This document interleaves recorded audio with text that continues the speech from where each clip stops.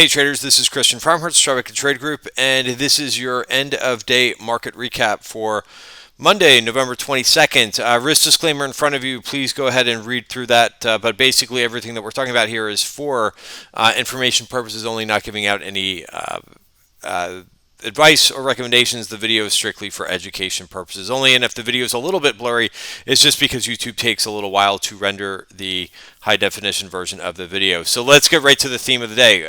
Pretty nasty price action for a lot of sectors. You could see, based on what I've got detailed over here, there were actually a few sectors that did well today. It's just one of those situations where some of the bigger weights in the indices really got hit pretty hard. Last week it was a different story, right? Some of the bigger names like the Apple and the Amazon and the Google, really kind of carried the weight of the indices.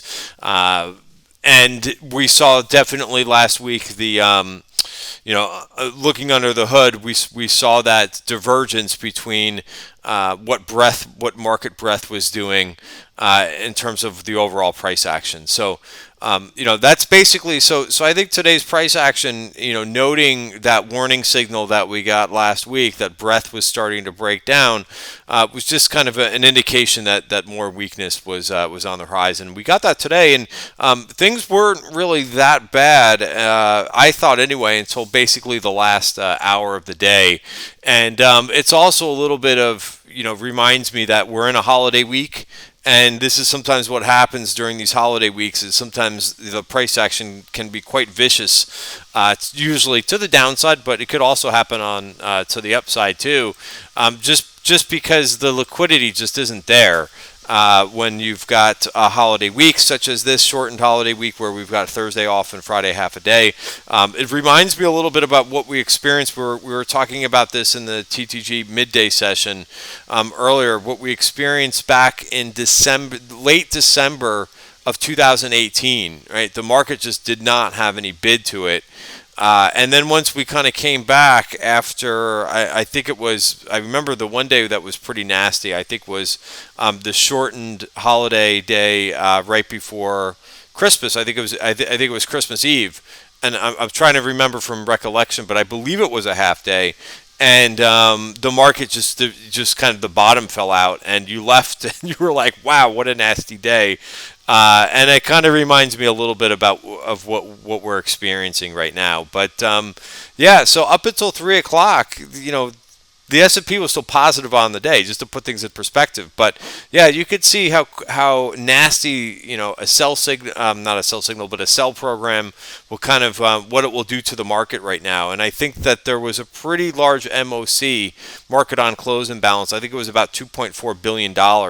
And once we heard that number right in here, then it was just, further moved down. So, the name of the game right now when you're seeing this type of price action is to try to sit on the sidelines a little bit and not get too beaten up, right?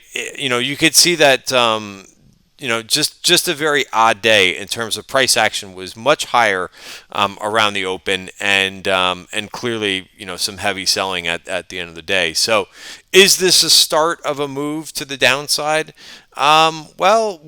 We'll kind of have to monitor that, and the adjustments because again, we don't have a crystal ball here, but when we see some nasty price action like this, and we're not really at extremes, right? We haven't really seen, we've talked about how the sentiment's been pretty hot in this market. We're not seeing like the put-call ratio really indicate fear, and most sentiment models are still pretty high. So I would be cognizant of that we're not nearly approaching,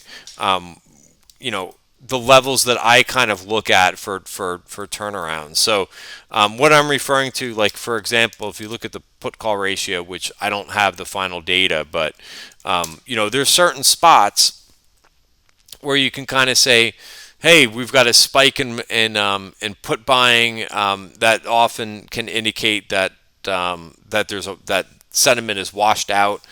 We'll take a look. The last time that we had a reversal, the put call ratio didn't get super hot, right? It got to about a 0.58, and that basically, if you look at 10.4 on the charts, 10.4 was right around in here, right? So that kind of marked the low of where we were. I know a lot of people don't like to look at the put call ratio because there's a lot that you can kind of read into it and make notes of it. But the bottom line for me is when people are out there buying a ton of puts, that indicates that there's some fear in the market, and I don't really see that yet in the market. So I would kind of buckle up a little bit here with this market, and the three adjustments that I've got and that I talk about, quite a bit in our macro video for members is, when you're in a tough tape, bad breath. So, right in here is what I'm highlighting.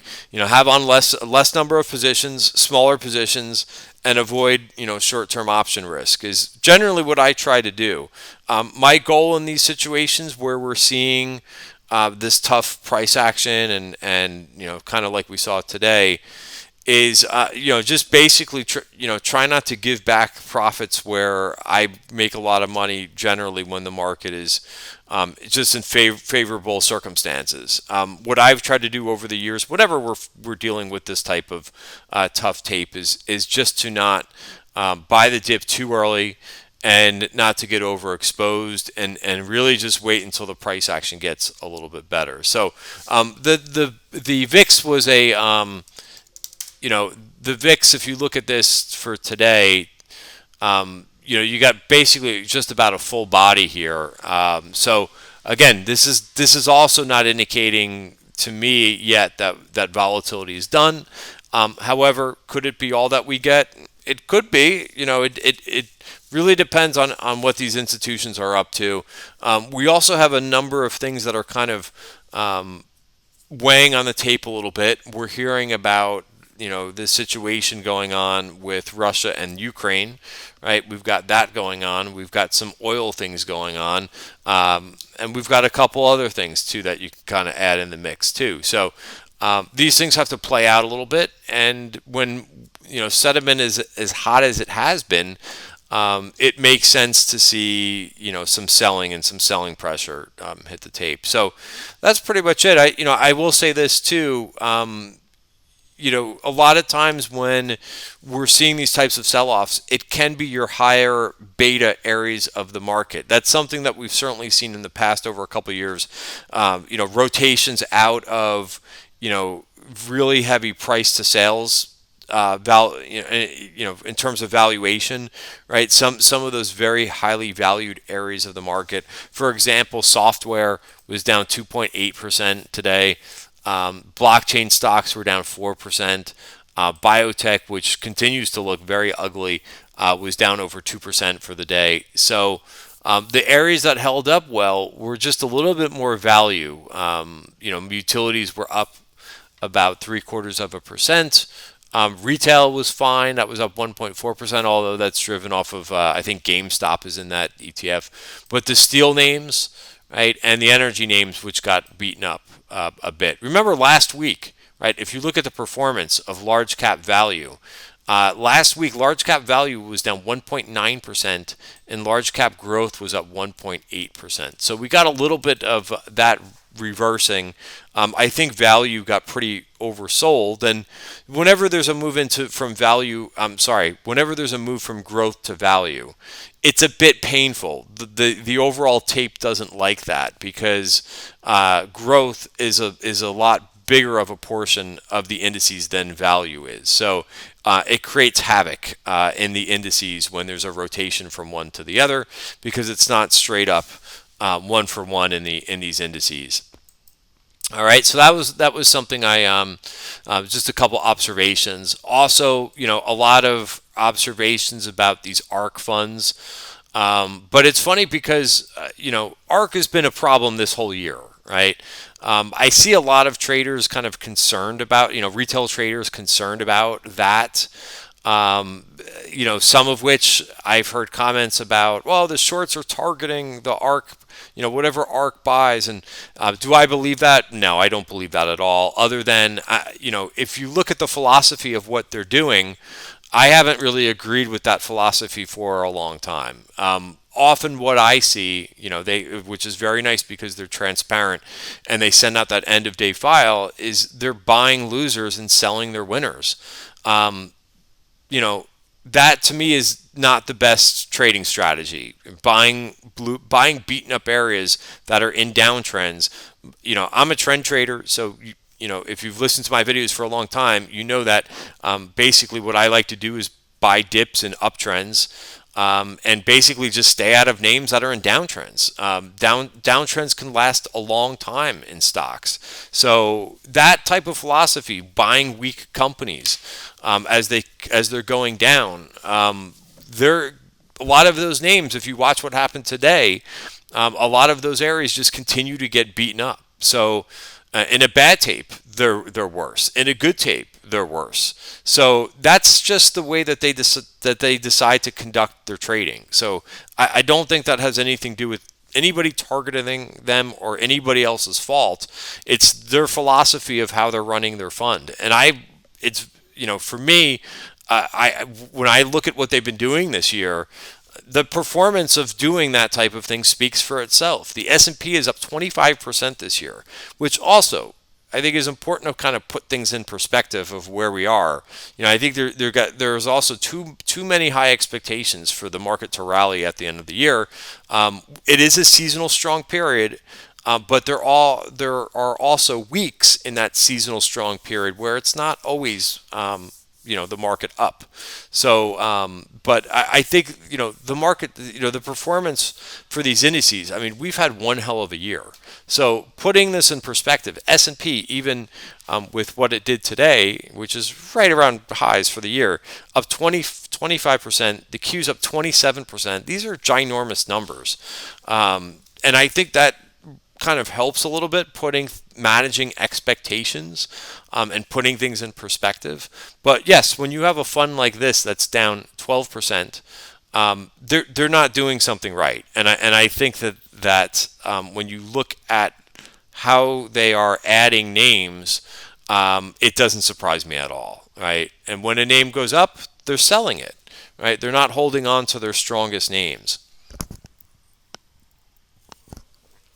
I'm also a big relative strength fan too. So I believe in names that make new highs, uh, come in a little bit, come into the check back to the 20-day moving average, 5-day moving average, and then go back to new highs and do it over and over and over again. Right? There's a lot of technical strategies that you can learn from relative strength, versus going after relative weakness.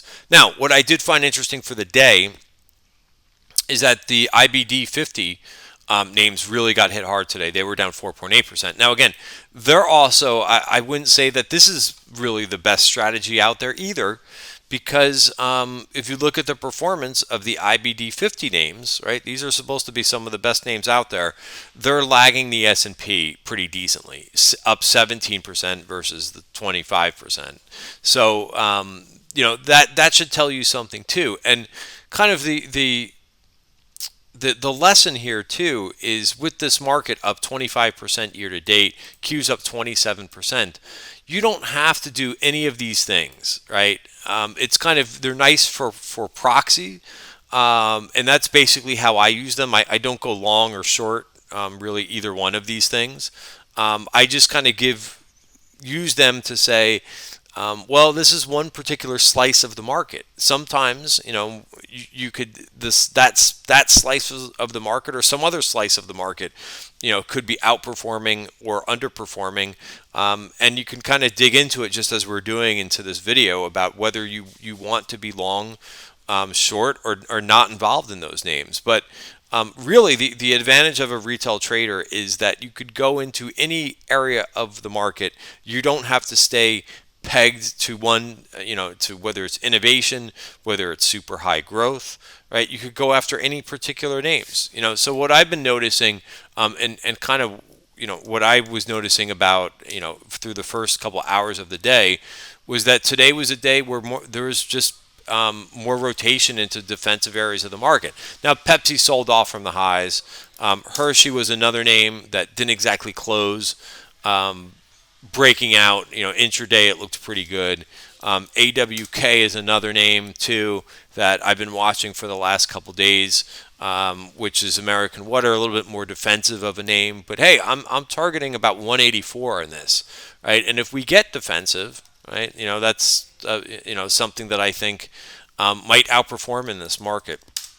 XLU closed right at the top of value, so the utilities, right, 67.71. And that's something I'll have my eye on for tomorrow too, right? So, if you could make a little bit of money in a difficult tape in something like a utility or something like a REIT, you have that available to you, right? You don't have to continue to go after your high-flying names if the market changes, right? The name of the game is adapting to whatever the market is giving us. So these are areas that I'm watching for tomorrow. A couple other things that looked like they wanted to turn around. TMO, which I'm in as well. I do still like the medical device companies. INMD tried to kind of go green for the day, but just couldn't make it. Still down 1.7% for the day.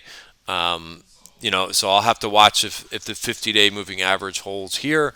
But if it doesn't, then it's going to be have to look at other areas of the market.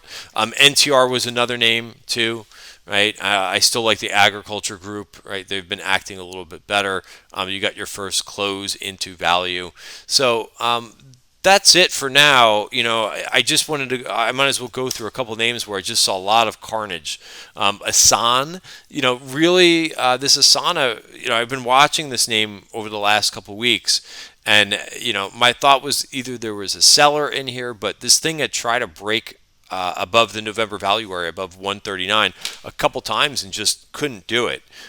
When that happens, there's a fine line between patience and waiting for a signal. I think if you're in a trade and it's doing this, it should tell you that there's something not right in the name. Now, you didn't get the breakdown. There was no breakdown in the name, but in a high flyer, if this approaches a breakout area a few times like that and gets rejected, to me it tells me that there's something not right in the name, right? And it's just a little bit of trader intuition. Now, of course, what you could have done today too, even if you were in this, as long as you had a trailing stop, right? And I don't use hard stops. I use soft. I use alerts. But at the very least, you could have exited this, around 128, 129, which is not the end of the story versus where it is now, right? It's also important to realize how fast some of these move to the downside, right?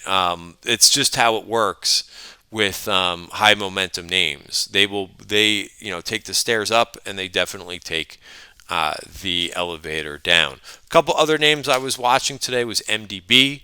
I was kind of thinking about taking a shot at this one, but it did not hold 523. One of the things that I said in the midday video that I sent to members was, hey, I'm not really doing much here midday. I want to see how we're going to close. And I'll look for relative strength as we get closer to the end of the day, and the close will give us an idea. So, for me, it's kind of live to fight another day. All right, here's my trades for the day.